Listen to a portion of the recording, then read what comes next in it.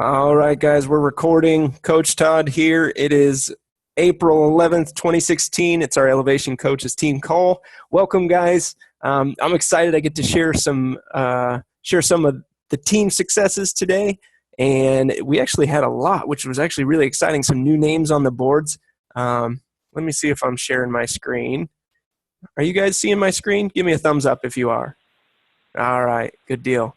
All right, so in the Five Lives Club, Lindsay Kumar and Emily Richmeyer, and then Annabelle Rodriguez is in the Three Lives Club. So the Five Lives Club, that means you reached out to 5 people and helped them invest in their own health, and they got a challenge pack or Shakeology or something, but this is what people who earned 10 or more Success Club points last month, that would be for the month of March. And then the Three Lives Club, same thing, is you've reached out to 3 or more people who have decided to invest in their health with a challenge pack or Shakeology on Home Direct, and you earned 5 Success Club points, between 5 and 9 Success Club points in the months of March. So congratulations, guys. Congratulations to Lindsay showing up. Haven't seen her here in a while, but congratulations, Lindsay. Emily, great job. First month as a coach, got Success Club 10, which is awesome. And Annabelle decided she wants to put in her all into coaching and change some lives and hit Success Club 6, her very first time focusing on the business. So awesome work. And then people just making a difference. John Bosch, Marie Labrada, and Shannon French. Congratulations, guys. It's awesome to see you guys out there sharing and inspiring people. And that's what we're all about with Elevation Coaches. And then our coach of the week, I don't think she's on the call. Nope. But we're going to mention her anyway. She's been on the team for about 3 years now. Irene Olivares, congratulations on being the coach of the week. You got over 200 personal volume points last week, so congratulations. And then the top producers on the team, Lindsay Kumar with 300 personal volume points, John Bosch and Irene Olivares with over 200, and then over 100, we got Robert, Tiffany, Beth, David, Adriana, and Rebecca. So congratulations, guys, all of you putting in the hard work. I know what it feels like to put in a ton of work and not see the rewards. And today we're going to be talking about getting outside your comfort zone and taking that first step. And I'm going to share a story with you guys about how I did that today, something I've never, ever, ever done before. But it's difficult to keep putting in the work and not see the results. But that's the reality of building your own business. What you do this month is going to come to fruition next month. The contacts and relationships that you develop this month will build and possibly result in them joining a challenge group next month, or 4 to 6 to 8 weeks down the road. So you could keep that in mind when you're putting in all this hard work, that you will see the results.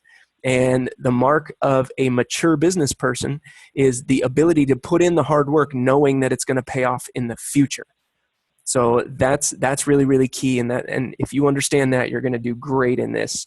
And one of my favorite quotes is from Winston Churchill. He said, if you can move from failure to failure and be encouraged, then you're going to be successful. Or I'm sorry, if you can move from failure to failure with enthusiasm, you will achieve success. So awesome mentality to have. Continue to move even though you're not seeing the results, and just stay excited and expect to see those results in the future. So tonight's call is going to be really short, but I want to open it up to you guys for discussion and talk about how you have stepped outside your comfort zone in the past, or are currently doing so, or plan on doing so. So think about that while I'm sharing my story. I would like you guys to share how you've stepped outside your comfort zone. And this is where success lives.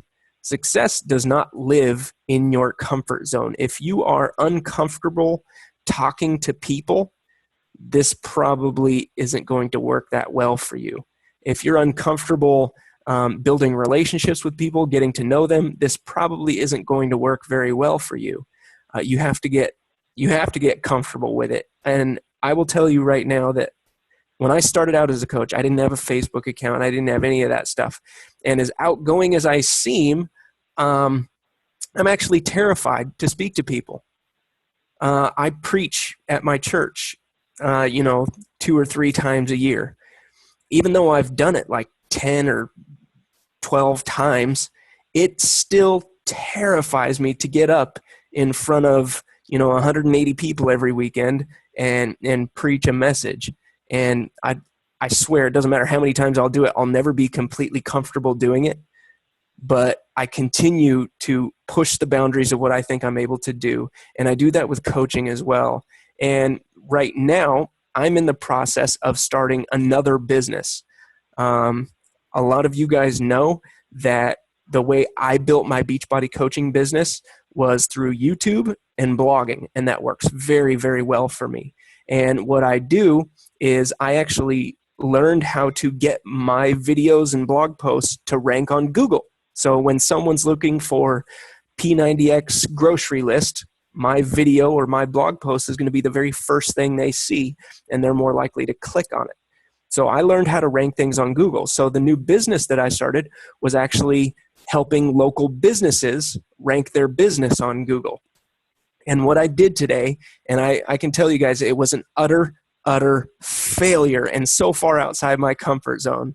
I was reaching out to a local plastic surgeon. And if you guys know, plastic surgeons are incredibly difficult to get through the secretary to. So we would call the secretary the gatekeeper. So in order to talk to the doctor, it's going to take some serious skill or an incredible offer. So what I did in order to, and I'm going to sound like a complete idiot, and I'm sure the lady thought I was too, but it was fun for me. I was nervous and shaking and sweating when I called, and the office manager answered the phone. Her name was Vivian. I said, "Hi, Vivian. My name's Todd Warren. How are you?" And she's like, "I'm doing great. How can I help you?" And then I said, "I'll tell you what. If I can make you laugh with a joke, would you possibly think about forwarding my message to the doctor?" And she kind of laughed, and she goes, "Okay." And I said, "All right, what? Why did Adele cross the road?" And she said, "Why?" I said, "To say hello from the other side." If anybody, I hope somebody gets that on this call. but this is just stupid, and that's what I was hoping. I was hoping that the receptionist would think that it was super corny but still funny. And then I said, "Well, hey, I'll tell you what I do it. Would you forward my message to the doctor?" And she goes, "Yeah, what's your message?" And I said, "Well, I currently rank for the search term Tigard rhinoplasty. And Tigard is a town just outside the major metropolitan area here in Oregon." And I said, I'm going to send the leads that come to that website to the doctor for free, just as a way to say thank you and to show her what I'm able to do with Google search engine optimization. If she wants me to keep sending her those leads, just have her call me back in the next 48 hours. And that was it. So I presented her an incredible value. I'm going to send you rhinoplasty leads, nose job leads for free. Just give me a call back if you want me to keep sending you those leads. And I'll have an opportunity to, she has a very archaic website. So I'm going to present, hey, I also do web design. And I can also rank, I notice you're ranking number 8 on Google for Portland plastic surgery. And I can get you ranking in the top 3 positions. And then I can start charging her, $2,000 a month for my services. So that was so far outside my comfort zone. I made a complete fool of myself. But the more I do that, the more likely I am to land a customer. And it's the same thing with Beachbody, is you got to step outside your comfort zone and reconnect with people that you haven't talked to in a long time. There were people that I hadn't talked to in 10 years when I became a coach, and I reached out to them on Facebook, and I made the giant mistake of the very first thing I would say to them was, "Hey, I'm doing this 90-day P90X challenge group. Is that something you'd want for more information on?" And that was a terrible opening statement to say to someone who you haven't talked to in 10 years. But it was super far outside my comfort zone, and I did that, and I actually did that with 132 people that I reconnected with on Facebook after never having a Facebook account, and 11 people decided to get Shakeology and P90X and join my very first challenge group. And since that day, I have never, ever not had anyone join one of my monthly challenge groups. I have never been below Success Club 10 except for 1 month where I got Success Club 9. So I've hit Success Club 5 for over, I think, 44 months now in a row. And I've been in Success Club 10 for, I believe, 39 months in a row. So that stepping outside my comfort zone and messaging people, even though 90% of them said no or didn't even respond to me, I still stepped outside my comfort zone and introduced them to what I was doing. Now, we have extensive training in elevationcoaches.com that shows you how to reach out to people and even gives you scripts that you can use to reach out to people in a much better way than I did when I first started.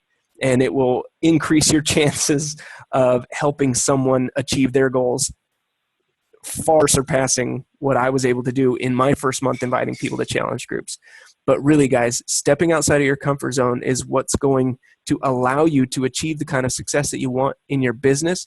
It's what's going to allow you to help as many people as you want to help. And that's key. And if you're not able to step outside your comfort zone, you're going to struggle. And you're going to find that coaching is not as rewarding as you thought it would be if you're not willing to step outside your comfort zone. So with that being said, guys, I want to challenge you. Tonight, I want you to do something to step outside your comfort zone. And a few examples. You could share the results from your fitness program on your public Facebook wall. I know that is terrifying for some people. I know for me, posting a picture of me at 228 pounds and then my after picture where I was 172 pounds, that was absolutely terrifying. Even to this day, I'm very, very nervous about taking my shirt off or people seeing me at the pool or at the beach or whatever, even though I shouldn't be ashamed. I'm in decent shape. So, but still, I get super nervous, and even sharing my results today is something that has me stepping outside my comfort zone. So that's something you can do. You can message someone and just reconnect with them and just say, hey, how have you been? I haven't talked to you in forever. And just ask that person questions about what they've been doing, or, how their family is or how their job is going. And then with the goal of finding an opportunity to invite them to your next challenge group. Or maybe you stepping outside your comfort zone is finally making a YouTube video and posting it on YouTube. And you might think you look stupid on video. Trust me, if you go watch some of my first YouTube videos, they're nothing like they are now. And I can tell you that I was a complete robot idiot in my first videos, but I still got the information out there, and I still provided people with value that could help them reach their goal. So maybe making a video is what you need to do to step outside your comfort zone. So in the next 24 hours, everybody on this call, I want you to post in the Elevation Coaches Facebook group how you stepped outside your comfort zone. And it can be whatever, like I said, I gave you some examples. You know what makes you uncomfortable, or you know what needs done in order to move your business forward. Maybe it's asking a person, I saw your post online about being in debt. I'm doing this Beachbody coaching thing and I'm having a ton of fun, and it's actually helping pay my electric bill. Maybe you can share something that Beachbody coaching has done for you and encourage someone else to take a look at the coaching opportunity as a means by which they can, have fun helping people, but also achieve their financial goals. Maybe that's what you want to do to step outside your comfort zone. So, like I said, in the next 24 hours, post in Elevation Coaches Facebook group how you're going to step outside your comfort zone. And everybody on this call, I know who you are. I can see some of you, and I don't know that phone number, but I think it's Beth. Yes. All right, Beth. It's nice to see you. First time on the call, right? Yes. Awesome. It's just easier. It was easier for me to call because I'm trying to get my little ones in bed. So I totally understand. I just picked up the phone. That's what I do with the National Wake Up Call. Since I'm at work when that happens, I just put in an earphone and listen. Yes, sometimes it's convenient. Yeah. Well, cool. Well, hey, congratulations on being here for your first time. That's awesome. Thank you. All right, guys. So I'm going to unmute all of your guys' lines, and I want you to share just one way that you've stepped outside your comfort zone in the past. And let's see. Let's go to participants. Unmute all. There we go. All right, guys. Jeremy, why don't you go first, bud? Tell us how you've stepped outside your comfort zone in the past. No, just basically posting pictures of myself doing workouts and talking about the psychology and my workouts have been helping me out with. That's awesome. Yeah, I noticed you've been posting a lot more videos. I like it. Yeah, the only thing I haven't done, I haven't started making actually YouTube videos. I've just been using the fake photos. And, Yep. creating those and just posting them on Instagram and then also linking it to Facebook as well. That's awesome, man. I've been doing more of those lately, but I kind of been listening to what you were saying about not just posting videos, but having some value behind them and trying to work on what that's the bad thing I have is just trying to work, like, how am I going to work stuff online with people about it? Yeah. You know, one thing, when I first started out as a coach, we had a coach on the team. His name was Todd Kemper. He's still I don't know if he's a coach. He might have quit. He had a really demanding job with a computer company. And when he first started out as a coach, he wanted to make YouTube videos because that's how he found me, was through YouTube. And he wanted to do the same thing to help people. So I told him, hey, dude, just make videos on the same topics that I do.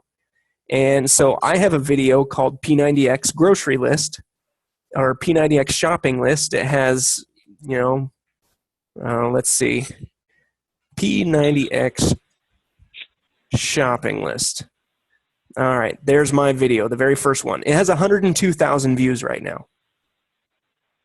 So if you go down here, here's Todd Kemper's video. It's just 4 videos below mine, and it has 11,600 views. All he did was copy exactly what I did in this video, but he called it P90X Fat Shredder Grocery List. And he just goes through and shows you everything he buys at the grocery store, just like I did here. And if you do the same thing for P90X3, there's my video right there, P90X3 grocery list, what to buy that fits the P90X3 nutrition plan. And I just put all my groceries on the counter and pick them up one by one and tell people what they are. So if you guys are serious about making videos and providing people value, don't feel like you're stealing from me if you do the same video topics. I encourage you guys to look at what I've done in the past and do exactly what I did, because that's what I did with my coach. If you go to Wayne Wyatt's YouTube channel, you will see that his first videos and my first videos are identical. He had a video on why do you need a Beachbody coach? And is Shakeology needed? Or pull-up tips, push-up tips, a transformation video. All of those things are exactly what he did. And then I started branching out and finding more things and more questions that people had for me. And I would take their questions and turn them into videos. So the latest video that I have recorded on my phone right now that I'm going to be uploading to YouTube is P90X3 versus 22-minute hardcore. Since they're both about a half hour, I compared the two. I compared the nutrition plan, the workout schedule, and basically the video is going to be on which one will give you better results. So that's something that people are asking me online, so I just turned it into a video. And that's a great way to do videos is, consider what kind of questions you initially had when you were starting 21-Day Fix or 22-minute hardcore, and take those questions and answer those questions in a video. And there's your value-packed content that you can share with people that sets you up as an authority and will have people coming to you when they want help. So definitely YouTube is an awesome way to step outside your comfort zone. Highly recommend it. So, do you have a list of things that you use to edit? We do in Elevation Coach It. See under social media training under YouTube. So I have a video actually with a YouTube training that I did. And then on YouTube part 2 is what I use to edit my videos. Gotcha. Thank you. Absolutely. Oh, there it is. So I use something super basic called Microsoft Movie Maker. And it's a free download off the internet, and yeah, like I said, super basic, but it works for what I do. I don't recommend doing all these crazy graphics or making sure the background of your house looks like a Pinterest setting. There are some coaches who think their house needs to look like a Pinterest living room in order to record videos. All right. That's enough, bud. Thank you. I've been using Viva Video. I don't know if you ever heard of it. Is that on your phone, the app? Yeah. That's what I've been. I haven't figured out how to use it because I like to work at a laptop, honestly. It's hard for me to work from my phone. I actually prefer my phone than the laptop. Well, there you go. So that's probably good video editing software for you then. All right. Well, Tiffany, do you mind sharing how you've stepped outside your comfort zone? Yes. I just signed up for a 4 Vital Behavior class. Well, I think it's training, more of a class. But we're supposed to be doing role playing, and I'm not so great at role playing.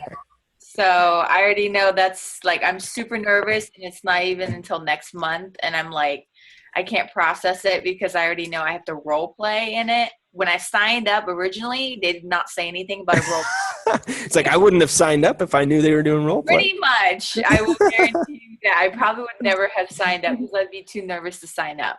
But I already paid for it. So I was like, well, what the heck? It's not like I'm going to see these people again, right? I mean, I don't know. I don't know.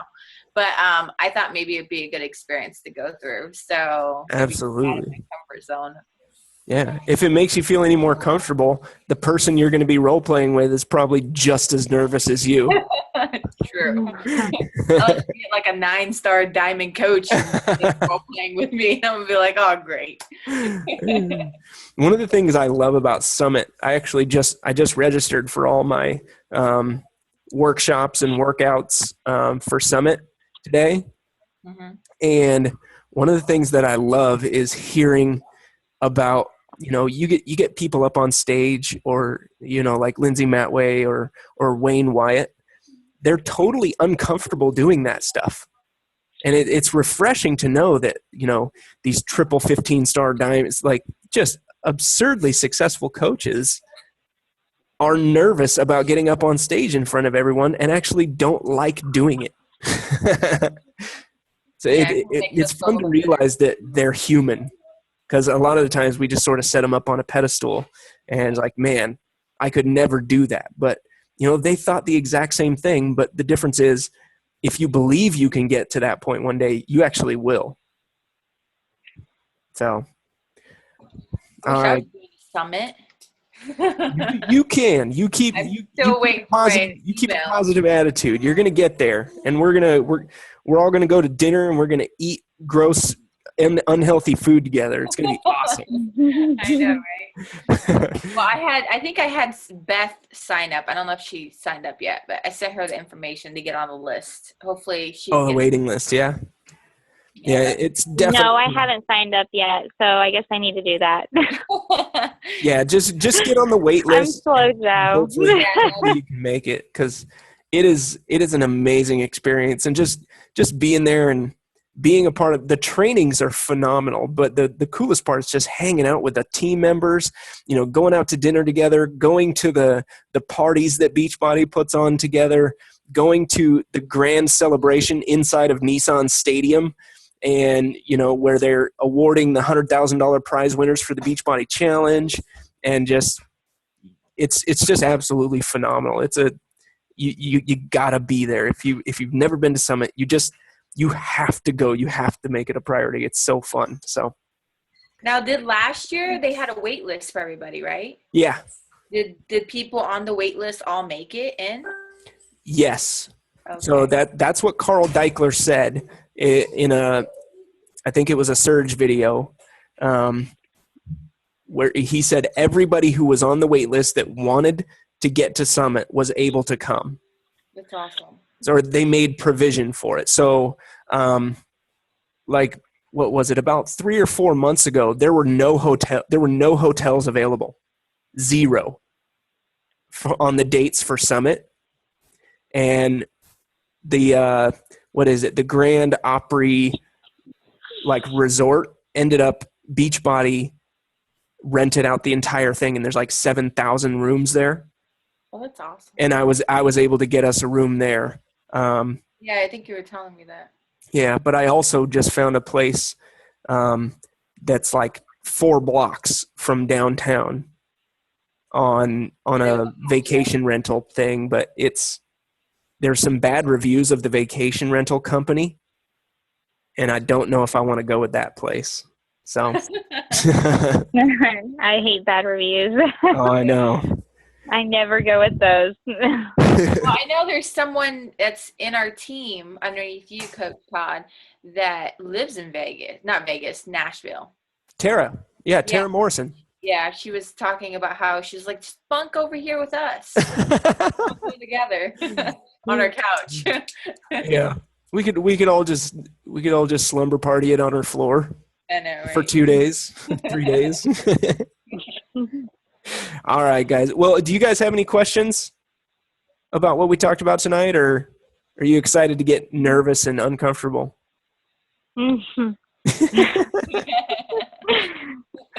I think that's a yes. Awesome. Yeah. Awesome. Yeah, one of the most uncomfortable things I did this month as well, I'll share with you guys another example real quick, was switching from Facebook challenge groups to using the Beachbody Challenge Tracker app. That was a big, big change for me because I've been doing challenge groups on Facebook for 3 years now. And that was really, really difficult to switch over for the app, something that I'm not super familiar with. But I'm learning, and I'm starting to like the app. The only thing I don't like about the app right now is that you can't post videos unless it's a YouTube video. Yeah. Which kind of stinks because I can't record. Like Jeremy was saying, he uses Pick, Play, Post to create collages of video. Like I can't upload that to my challenge group on the app unless I upload it to YouTube first and share the link to it. So. Yeah. I don't like that too much. I hope they change that soon. I'm going to send some feedback to corporate about that and see if I know a couple coaches on the coach advisory board, see if they can get that changed. So I've tried it twice already, and I get it gets really slow for my groups. Really? Yeah, I notice I get more interaction on Facebook, Yeah. and it has a lot to do with because people are on Facebook, and so they remember, oh, I have to go in my group and check in my group. Yeah. So like when they had the app, because I asked everybody for their feedback. Yeah. And then I also did which Beth was actually in this one. I did my on-demand one in there too, which was a 30-day on-demand. And like people were going really good in the beginning, and then they started falling off because like it's in a different app. It's separated. So they're not thinking about it all the time. Yeah. Yeah. I And agree with that. Yeah, I think, and that's why I sort of ran this group as a beta test. I'm getting everyone's feedback on how they like it. Yeah, let me know. I know for me, a lot of my customers, about 55% of my customers are men, and they don't use Facebook as much. Oh, there you go. Or they don't use Facebook as much as I do, I should say. So they love the app. But I do have a good mix of people who've been in challenge groups before in Facebook with me. So it'll be a good comparison to hear from them. So I'll definitely give you guys the feedback that they give me. So Yeah, I'd love some because mine just went from like 10 to like 0, like nothing. I was like, and then I was like, I want to switch it back to Facebook now. So I'm back on Facebook. I even stopped my on-demand group, like not even close to 30 days because I was like, yeah. You were like, I'm done for lack of participation. That was so funny. I was like, You don't just forget. ended it. I think we had like 3-4 days left, and I was just like, okay, so since it's just like me and the group by myself, hanging out, giving myself a tip, We'll see you guys. you guys next month. That's funny.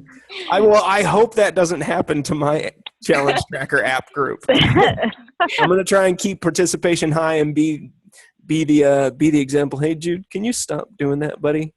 I think the one thing I liked about it though is I got to schedule out my posts, so I didn't have to get up super early in the morning, and I wasn't rushing myself to get my first post in for the group because I got to schedule it. So that was one thing I liked about it.